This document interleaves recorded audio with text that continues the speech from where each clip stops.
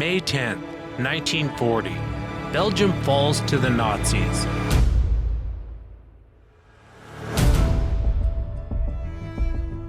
The German army is not your enemy. Surrender, and you will be treated with compassion and respect. You have nothing to fear from surrender. If you wish to live, do not resist. The German army is well disciplined and will treat you with dignity and compassion. Once the war has ended, you will be free to return to your families. Are you hungry? Are you cold? Are you tired? Warm, dry clothing, proper medical treatment, and a safe place to sleep await you. There's no need for this senseless bloodshed between our nations. The German people are not your enemy. If you surrender, you will be treated well. Death is a waste from which there can be no salvation.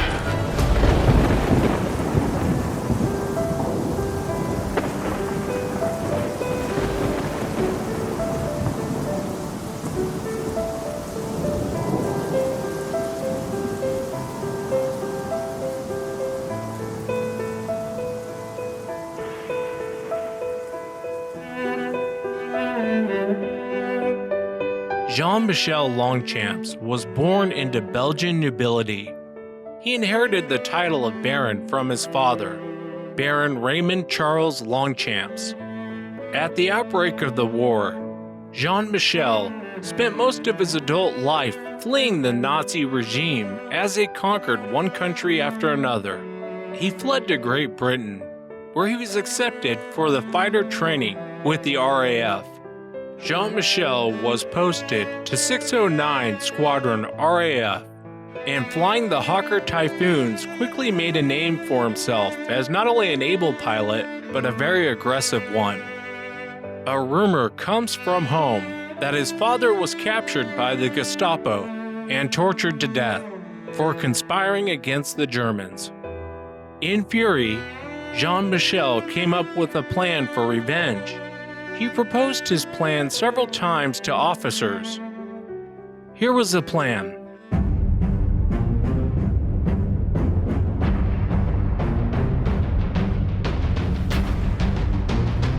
Upon the fall of Belgium, the Gestapo commandeered Residence Belvedere.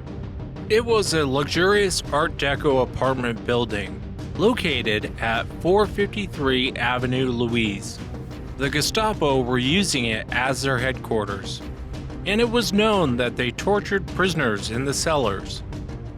The plan was Jean-Michel would fly his Typhoon into Brussels, down Avenue Louise. He would be flying so low and fast, every building would shake as he passed. When he reached his target building, which was in the middle of town, he would make several high-speed passes, and at the last moment he would go vertical. Those Nazis will think he vanished. But what he's really doing is making a wide turn and coming back down Avenue Louise. He wanted to give the stunned Gestapo time to make their way to the windows. In shock, and before they could react, he would open up with his 4 20mm Hispano autocannons, cutting through the building and killing every Gestapo in his path.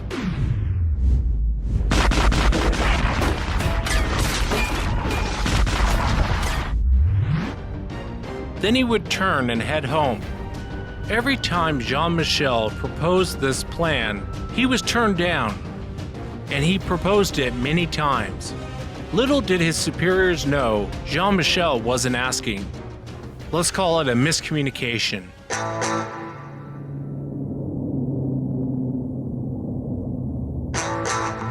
January 20th, 1943, Jean-Michel, along with his wingman, Andre Blanco, had just completed an approved railway striping.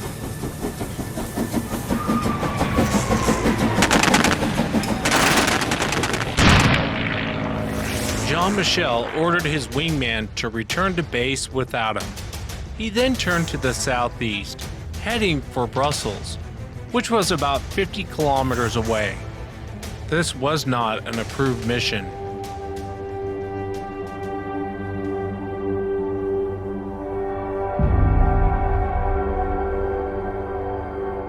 On this day, the legend of the Belgian Baron was born.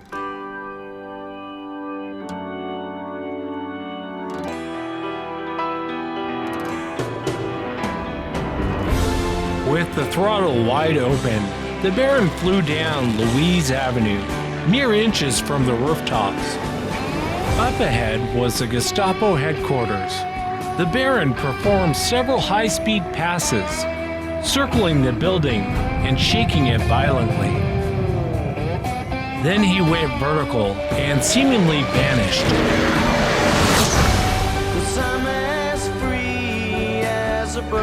Foolishly, the Gestapo gathered around the large windows, trying to see where the mystery plane went.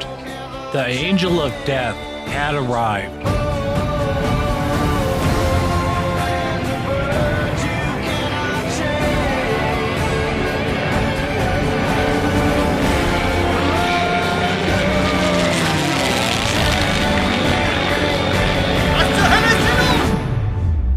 Everything had gone into slow motion. The Baron looked up. Every window in the headquarters was full of Nazis. Every day is a good day for killing Nazis, and this was turning out to be one hell of a day.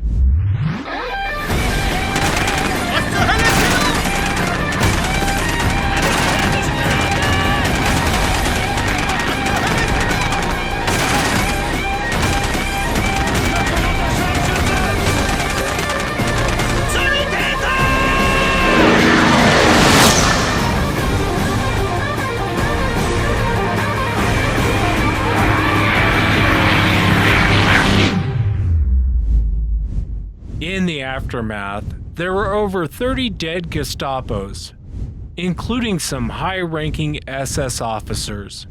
The Baron opened the canopy and threw out small Belgian flags as a patriotic trail. He then flew over the royal palace and dropped a very large Belgian flag, which landed on the roof for all to see.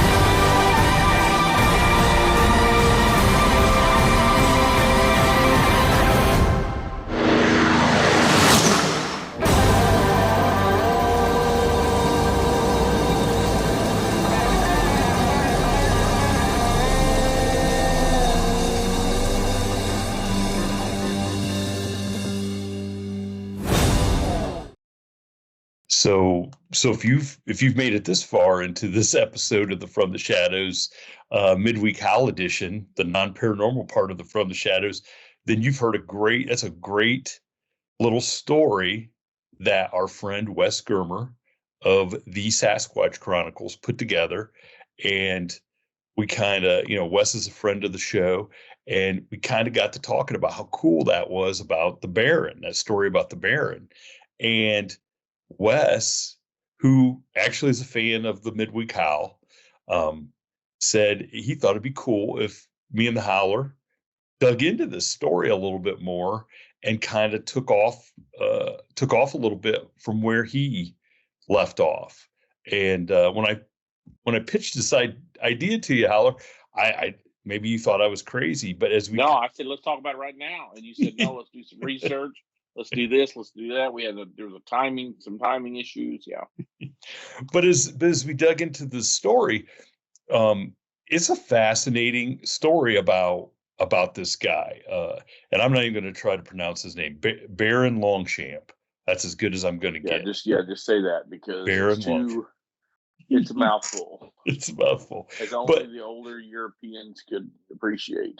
Yes. So the Dutch, he was Dutch, wasn't he?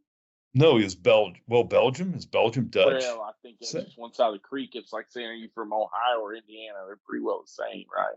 Pretty well the same. So anyway, the Baron, okay, The Baron. has an interesting story. I mean, what everybody just heard. I mean, that I had never heard that until you sent it to me, until he sent it to us. I'd never heard of that dude. But I read every, not to capture the program away from you. I read every night till 10 or 10:30.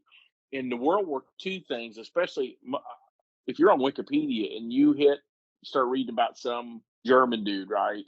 And it just leads, like I watched, oh shoot, who's the German that we got that made the bomb? Oh gosh, the movie's just out about him. Oppenheimer. Yeah. I mean, before it's all said and done, I mean, there's 150 other people that he's linked together that you can start reading about. And it dives into everything from the SS to Wilhelm Kaiser or somebody. It's a subject that when I was a little kid, my big brother and some of his nerdy friends were totally into the World War II stuff, right? Yeah. And there were so many books, and even my father-in-law and my dad, both which his parents fought in the war, they had all these World War II books, and I'm thinking, surely we've read it all, right? We've read it all, but you can't, because when I seen the thing the other day, said we had, just Americans, we had 6 million men in uniform. That's amazing. That's just amazing. My father-in-law gave a book to my son. It's fat, big table type book. They have a coffee table edition. Yeah. Right? Yeah. I should look up the date on that and see if that's in. And it's every day from like 1936 to 1945, 46 when the war over, right? So it's like a 10-year deal.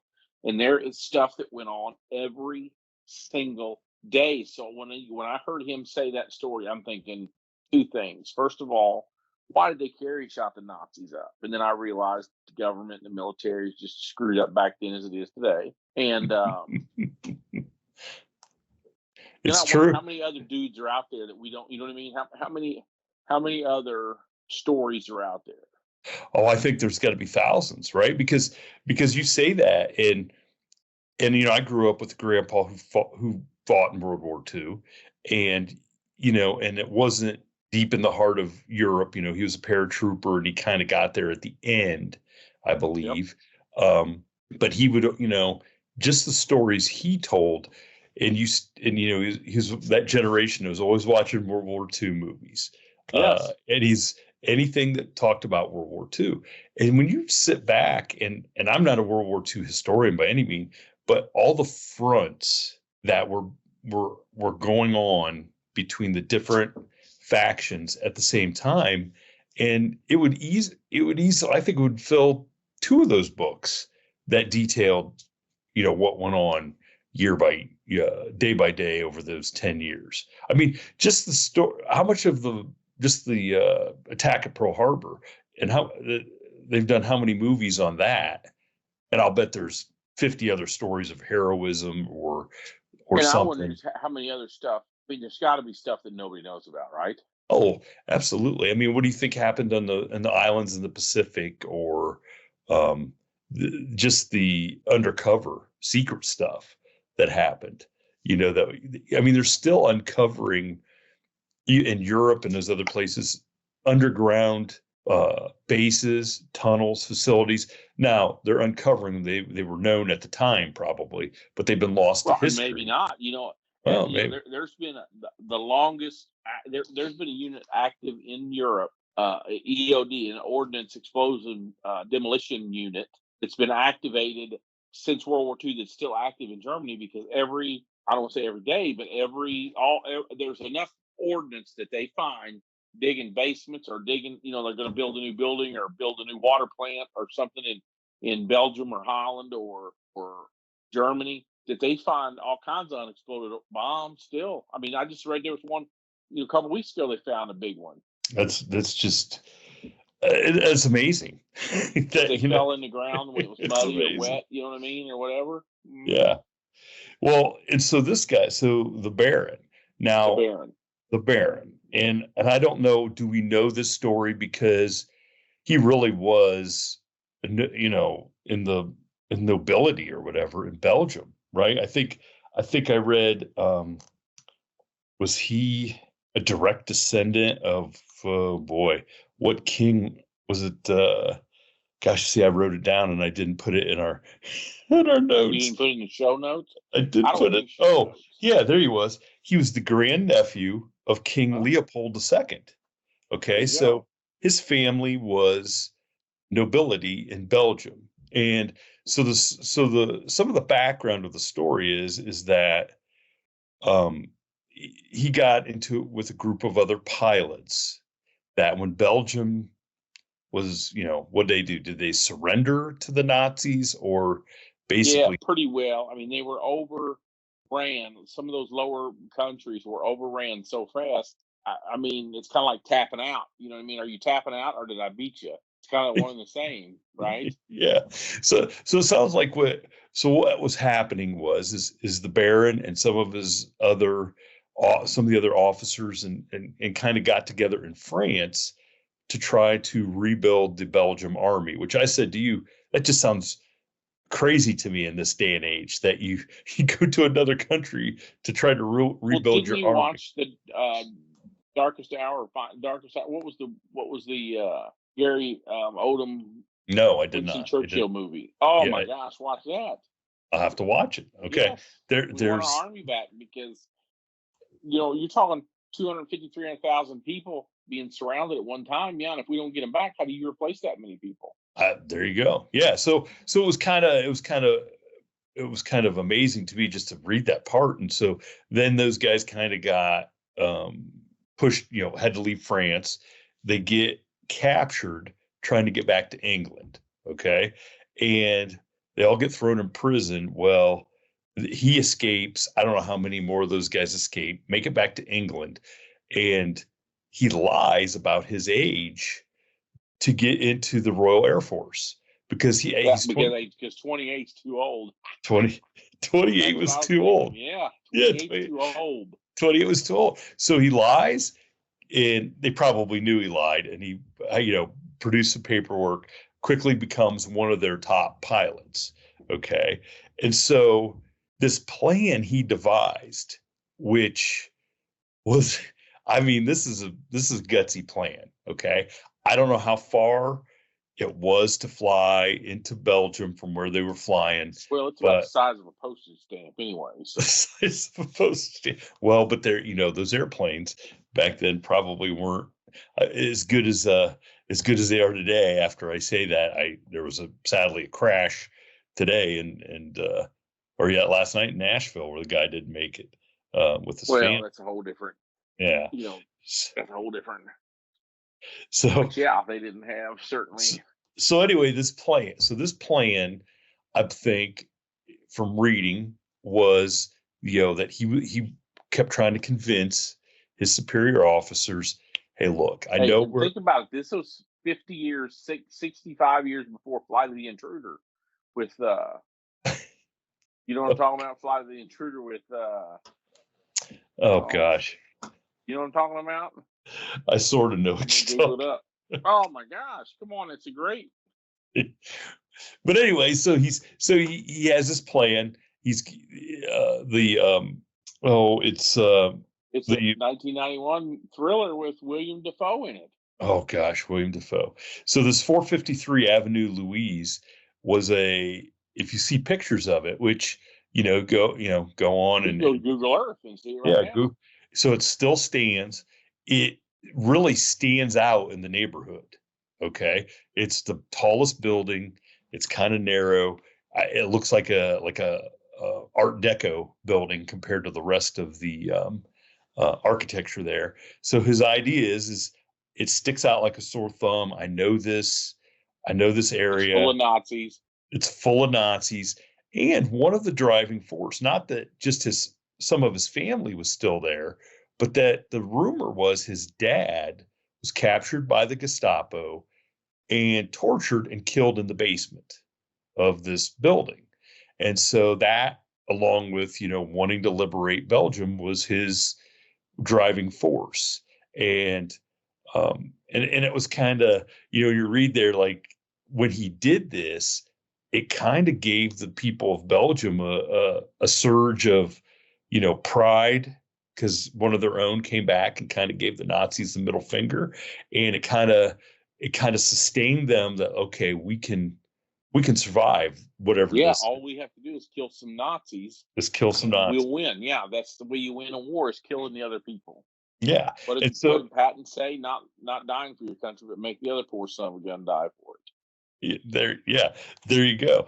And so he keeps pitching this plan to his superiors, and they're like, look, you can't do that.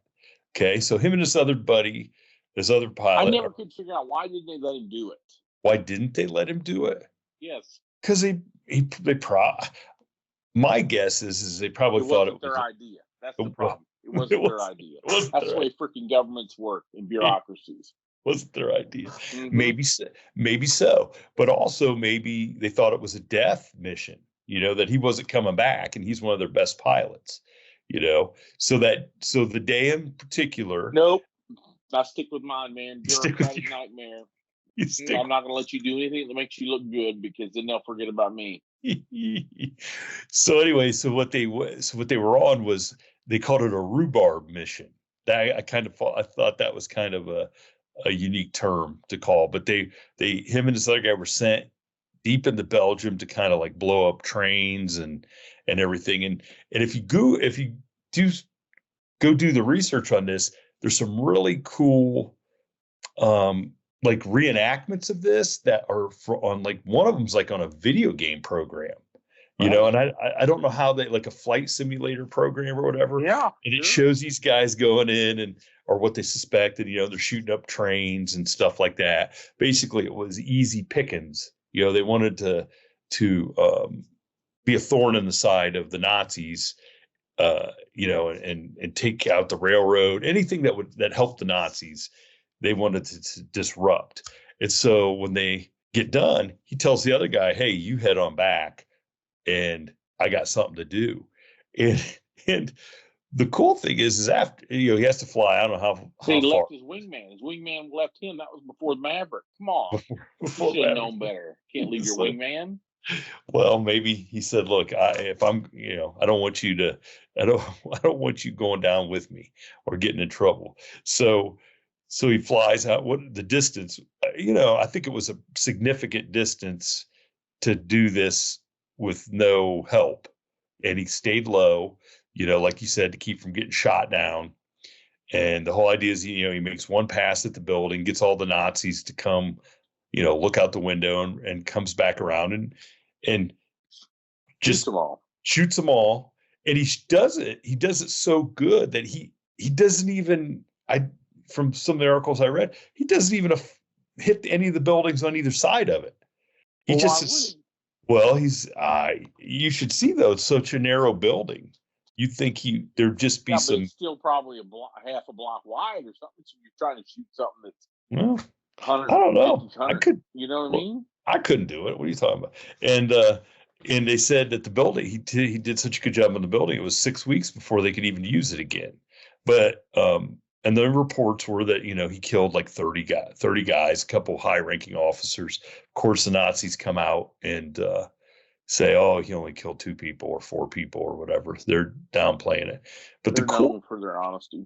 Yes, but the cool thing is he had these Belgium refugee children make these Belgium flags, and he had carried them onto his plane, and as he flew out, he went by the palace, and he threw the Union Jack flag out, and then all these Belgium flags out. Then he goes out by the place where his niece, so his brother, they must have had, it was a royal estate or something out there, and his niece is out in the garden, and he throws all these flags out, to signify, like, this is who did this or whatever, before he takes off. And the one thing I did find was he had a camera with him, and he was going to take pictures of him while he was doing this stuff, and the camera didn't work. I'm sure the plane had a gun camera back in them days. That's how they knew who got confirmed kills and stuff, and who was an ace. It was in the gun camera. Was it? Okay. I didn't even realize that. Maybe there is film of that, but I don't. But sometimes the problem is if you flew a long time or shot a bunch, because they were true film, reel-to-reel cameras, Nah, they would run out of film before they sometimes ran out of gas or bullets. You know what I mean? I got you. So by that time, he probably did run out Uh-huh. of film. But he had that camera, and I was like, oh my god, that'd have been awesome if he could have actually uh, taken some pictures and then do the research. So which is kind of cool.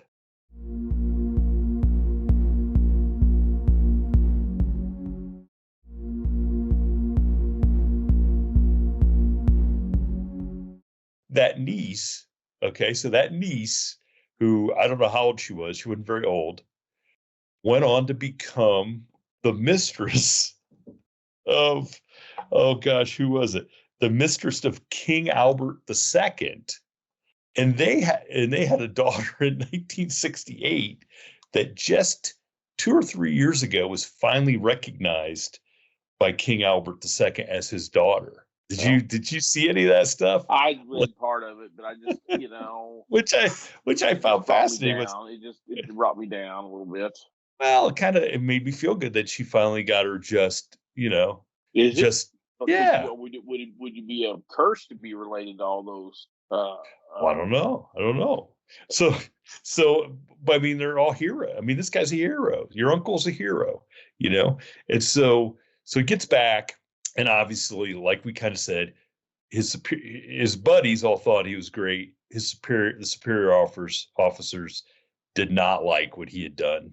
Did not like it at all. It goes right back to what I told you.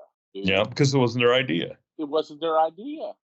So he immediately gets demoted to a thing called pilot officer, which was the lowest ranking commissioned officer. Okay.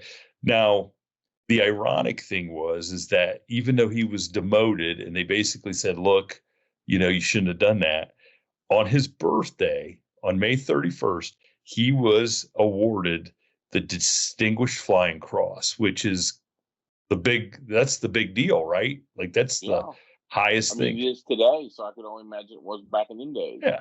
So he gets the Distinguished Flying Cross while he's still alive on his birthday. I think it said something, they awarded it. They actually gave it to him in a ceremony on the Belgium Independence Day, because there was a lot of Belgium officers in the Royal Air Force at this time. Apparently, they had all made it with him when they escaped, and so they kind of talked about that ceremony a little bit. Now, the thing that really sucks is that the guy crashes and dies in August 8th, later that year. So this happened in January, I think it said, when he does this. He gets the distinguished flying thing in May, and then a couple months later, he crashes landing the plane. But that took me down a whole nother little path of, it said he was on a mission and that he took some German flak, and you're like, wait a minute, they stood out there and yelled at him or something. I started reading, right? And so flak during World War II, refers to, so the Germans had this 88 millimeter cannon. Yep. Mm-hmm. Okay. And it used to shoot projectiles that once they got so high up in the air, it exploded and then shot shards of metal into planes. And I'm like, is that because they thought they could do more damage, or they just couldn't hit the plane? Well, it's like a shotgun, dude. They needed it to go up there and explode and be an area weapon, because if they shot a single projectile, you either hit it or you didn't. I gotcha. Okay. So yeah, I don't. That thing. So they had very primitive radar. You were saying something earlier. They had very primitive radar at the time that they tried to get a certain altitude, and they could set those time delays on the fuse to, they thought those planes were going 20,000 feet. Bombers, usually it was set for bombers. 20,000 feet, 25,000 feet was, I think, probably the highest they could bomb at the time. So they would have enough. The theory was that they shot it in the air enough and caused enough metal. It goes up and explodes, and it's just shrapnel. So if they had enough of them shooting in enough directions at the same time at the right altitude, they're going to hit some stuff. If you only shoot 50%, always shoot twice. Well, so evidently it was good. I mean, it was good enough in this case because it said it caused enough damage that when he landed, his plane just broke apart and Right. ended up killing him. Which, I mean, it kind of sucks. Here's a Well, guy who did some real stuff, and that's how you go out, man. You well, know, that's what makes Chuck Yeager Chuck Yeager. You know what I mean? there you go. There you go. The guys that made it back every time, right? Yeah, I mean, he got shot down twice, and went back to do it again. Well, so the guy Ambrose died. has got a book called Wild and Blue that talks about the 8th Air Force and just the bomber crews and their escorts. If you want to read a good one, and just the it's hard for us to imagine 500 or 600 piston aircraft taking off at the same time. The thing that I used to talk to my father-in-law about: how did they have enough fuel? For all those You know what I planes. mean? Yeah, I mean, yeah. Well, isn't that why we were rationing stuff over here? So because I'm it just was saying, how did they get it there? How were they able to fuel up, 500 aircraft that took however many gallons, and you'd have to start them and get them to take off, and because they didn't have the real underground piping system that we have today. You know what I mean? They didn't oh have yeah, yeah. they certainly didn't have the Keystone XL pipeline or anything like that. You know what I mean? How did they do it? It's just a freaking miracle. Wasn't yeah, you're right. It was. And to think that like I said, that many people involved on that many fronts for that long of a time, I mean, there could have been nothing left. You know what I'm saying? If if they really wanted to, they could have it's just amazing that Europe was still standing, you know. I mean, from my perspective. Um, but the cool thing is today, that apartment building that he had shot up still stands. The Belgium people erected a really cool statue commemorating the event. But what I did find that some historians uncovered is his dad never really was captured by the Nazis and killed. They said his dad died in 1966. Survived the war. Mm-hmm. Survived the war, and died a peaceful death. Now that leads me to wonder: so did that part of it get embellished to make the story that much more spectacular? I don't know. Did somebody embellish it to get him to do it, to trick him into doing it? I don't know. That's something I wonder. Like, I mean, it makes it that much more of a romantic story. Like, I'm going to avenge my dad, and but you wonder, did he even know that? I mean, because it's like we were talking about a book before we came on here, The Devil in the White City, and how H.H. Holmes built that big apartment complex or a big boarding house in Chicago during the time of the World's Fair to kind of take advantage of people moving to Chicago, and he was able to kill or make so many people disappear because people would go 3, 6, 9 months, a year without hearing from their relatives because they didn't have email or telephone. So you send a letter and maybe it got there, or you send a letter and say, I'm staying at whatever hotel that is. Yeah. But I mean, it just is amazing to me, how but people didn't even think anything of it. Like, oh, I haven't heard from you in 6 months. Oh, okay. Maybe you'll show up, maybe you won't. I don't know. But then you think about World War II and how little, how information, was, how much it was worth, like the spies, sneaking information out or seeking letters out, and just how important it was to the whole effort as a whole. And then I tell you, I read a thing where the Germans had guys, they had guys with shotguns that shot every pigeon they saw because they were still using carrier pigeons. Oh, really? Mm-hmm. Oh. Homing pigeons. What do you call them? Carrier pigeons, homing pigeons? Yeah, carrier pigeons, right? Yeah, yeah. So they were doing that as a primitive way because they didn't have to worry about the codes getting intercepted or whatever. But the way the Germans combated that, we'll just kill every pigeon. Oh, jeez. Because sooner or later we'll get one carrying a message, right? Oh man. Now, have you ever read anything? Because have you ever heard anything about, and not the rock band, but the Foo Fighters? We'll get a little paranormal here in this episode. Have you know the term Foo Fighters, right? I mean, I've heard the band, the Foo Fighters. Okay, so the term Foo Fighters comes from World War II pilots seeing these balls of light that would just fly right along with them, fly around them, do all kinds of crazy stuff. Now, is that because they were given amphetamines so they could fly all night? I don't know, but there's some really great stories about these pilots seeing these balls of light, and I mean, people think that those were some of the first sightings of UFOs or AEPs or whatever we're calling them nowadays during World War II. What's that? Oh gosh, well, AEP, UAP. What's the new term? Is it I don't UAP? know, man. I'm not into that. Come on, you got to be.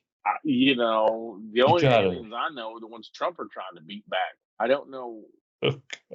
UAP, unidentified anomalous UFO.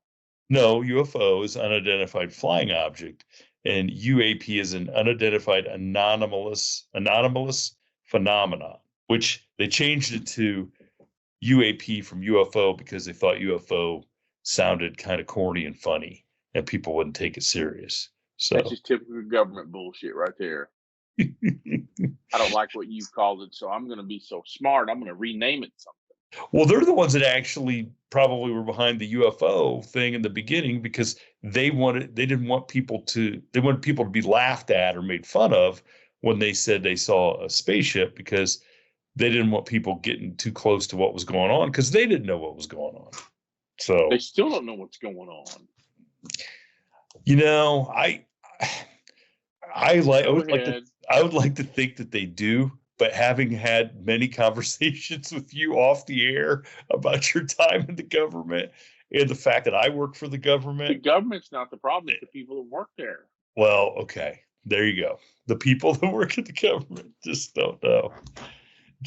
I mean, look, people come out and ask me how much a stamp is, and I don't know. So there I am. I'm the people that work for the government. I'm the problem. I don't know anything. So, but anyway, we'll steer it back on. Back to the Baron. Back to the Baron. The Baron shooting up the building. I think this is one of the coolest stories that I had never heard of in World War II, or any war for that matter. And I think you bring up a valid point. How many other stories like this are out there that are maybe known? Millions? I mean, well, because look at this. This is a known story. If you're in Belgium, you know this story. You know what I'm saying? I mean, it's evidenced by a statue. How come you haven't written the screenplay and sold the movie yet? That's what I want to know. I don't know, because this is a fantastic story. It's got a sad ending. It's got a sad ending.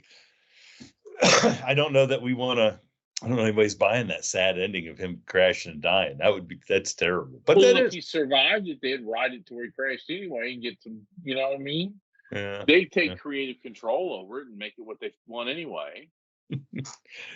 But I enjoyed this. Enjoyed kind of doing the research on this.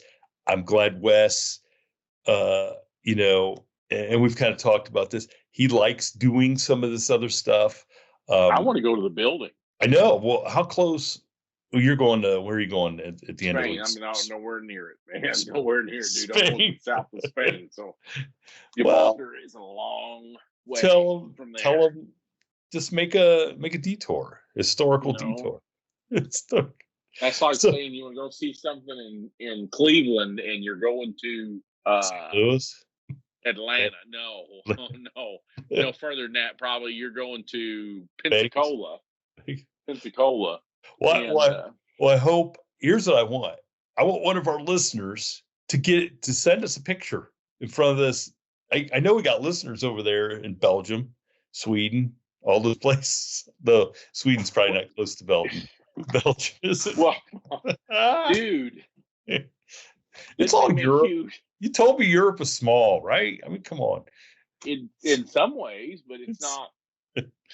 Well, we have all kinds of fans over there. I want somebody to get a picture with the Baron statue, and I want to hear from some of our European listeners if there are some other stories like this out there that maybe they know about because they live there or grew up around this history that we may never have heard about.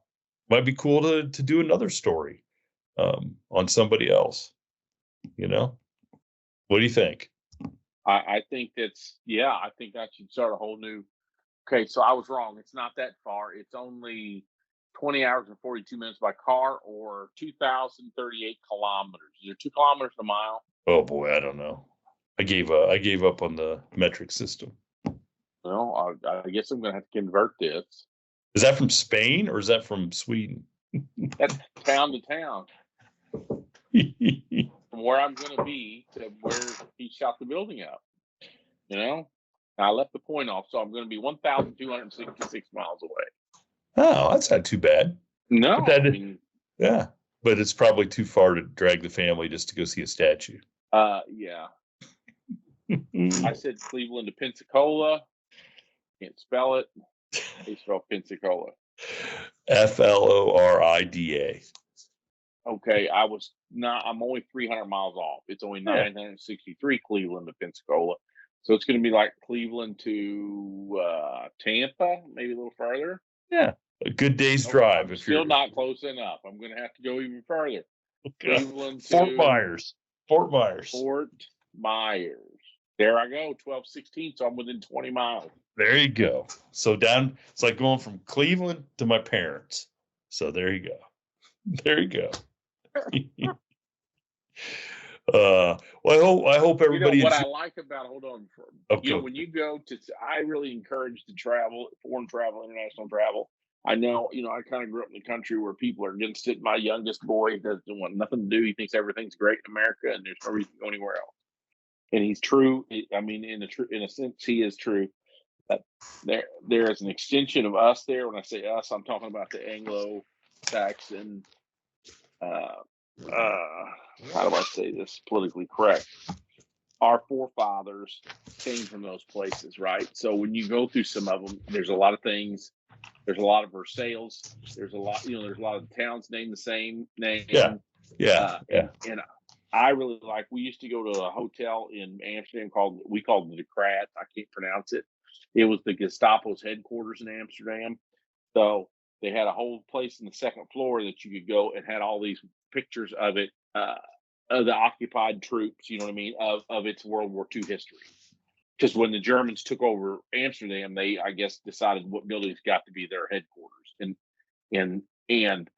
you walk around those cobblestone streets or those brick streets or something, and you're literally walking on the same street some of those people did, right? So it's like being on the East Coast in some places, and go do the historic walk there in Boston and go to Paul Revere's ride and go to go to Plymouth, go down to Cape Cod and some of those places, and you're like, yes. And some of those houses are for us, what, 400 years old? Yeah. And that's like a new house in some places. Yeah, some of those places. Yeah, I mean, you go to, go to some of the castles. I think I said something about my buddy living in Warwickshire, having been in Warwick Castle, and that one's been occupied the entire time. But you go to, I think Chepstow. What castle is in Wales? There, I think Chepstow. I'm sorry, guys, y'all are hearing me type. Chepstow Castle, right there. I mean, you go to that thing, and I have been there. I've got kids. 1067. So what is that? Over 1,000? Is it 1,000? 1067. It would be. It's almost 1,000. Yeah. Mm-hmm. About 30 years short. 40 years short. Yeah, holy So it's not smokes. as old as I thought. But yeah, 1,000 years, and you wonder how they built those things with no, but they didn't even have a bobcat or skid steer or scaffolding as we know it. Certainly no safety managers. Well, look, Right? we go back to the pyramids and try to figure out how they built those. That could be extraterrestrial. That's right. Because the pyramids are what, 5,000 years old? Oh, at least, right? I mean, a long time. But I don't. Yeah, I mean, if you believe what they're saying, it says 10,500 to 3,200. You know, so the oldest one 10,500, the youngest one 3,200. I've seen a thing where they said there's 100 and some of them buried in the sand. Oh, I've heard that too. That what we can see now, 500 years from now, might be buried, and ones that we've never seen will be out. That's why we're gonna quit driving cars so we don't bury the rest of the. Oh, jeez. Okay. On that note, well, I hope everybody enjoyed our little foray into history. Thanks again to Wes for letting us. Sorry, Wes. I think we didn't do you a good job. I think me and you need to get together on some of these offline and talk about it, because I think there's some legs on some of this. But I don't know. There's just so many good stories to tell. I know one World War II guy that's still alive, but there's so many World War II stories out there, right? Rehash them all. Yeah. Well, and Wes he did a really good one on, I think it was Billy the Kid, too. Yeah, I think it was Billy the Kid. I mean, there's just historical stuff. Truth or Consequences. I've stood right there where Billy the Kid stood when he shot that deputy and killed him on his jailbreak. I've been all over New Mexico. Yeah, there's some great stories, and Wes does a really good job. He's into the producing part of it, and it sounds really good. We're not professionals. Phil has not wrangled us into the movie studio and spent time with us doing all the sound effects and stuff. And so I just, my hat's off to Wes doing that, because it sounds great. It sounds as good as anything else out there. And I hope his fans dig it too. The time Billy the Kid and the Germans together, there was German POW camps there at Los Alamos. There was one outside of Artesia, New Mexico. Fort Stanton, New Mexico was one. Yeah, so we left, me and some guys, I was there. We leave this, Billy the Kid camp, and we end up over this our Billy the Kid, where the jail was. So he was out there during World War I. Billy the Kid? Yeah. No, he was out there 50 years before the World War I. But during World War II, they housed a lot of... You're saying okay. So you're saying... In the same county, in Billy the Kid's county, there was German POW camps there. Interesting. That's what... Because they brought them way inside. The Navy people, they thought if we put them in the desert and we move them way to the middle of the interior of the United States, they can't get away. Where they're going to walk to, right? If they get it, escape, where they're going to go. And a U-boat's not going to come up and get them. Yeah, because and you know what I found it completely interesting. Some of those towns had pictures. They had pictures of those POWs going to the movies and stuff, because did they let them out on good behavior? Absolutely, give them passes and stuff for the weekend, because there were so many German citizens. We had so many first and second generation Germans that could speak German. Hey, Camp Rossville had 400 of them beginning August 15th, 1943. Mm-hmm. See, there's a whole nother story. It's 120 acres. Yeah. So it wasn't 15 miles away the crow flies from where Billy the Kid ran all through there in Lincoln County, New Mexico, and did the range wars and everything else. Wow. That's kind of cool. All right. Well, we better wrap this one up, or else we're going to be history. You know what I'm saying? I am history. I'm done. See you, buddy. All right. Thank you for tuning in to this week's episode of the From the Shadows podcast. Until next time, never shy away from the darkness or what may be lurking in the shadows. We are out.